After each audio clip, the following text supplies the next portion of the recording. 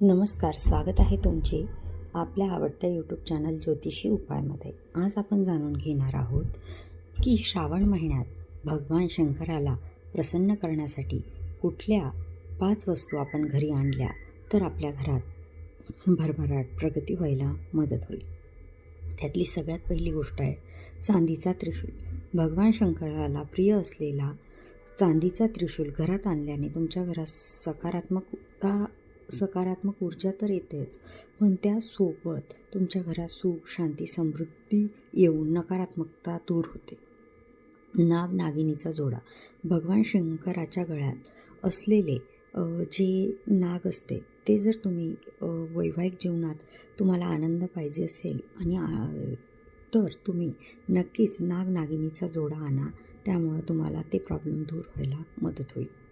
त्यासोबत तुम्ही रुद्राक्ष, भगवान शिवला प्रसन्न आवडणारा जो प्रिय असणारा रुद्राक्ष आहे ते आणावा. त्यामुळे जीवनातील नकारात्मकता दूर होऊन घरात शांतता निर्माण व्हायला लागते.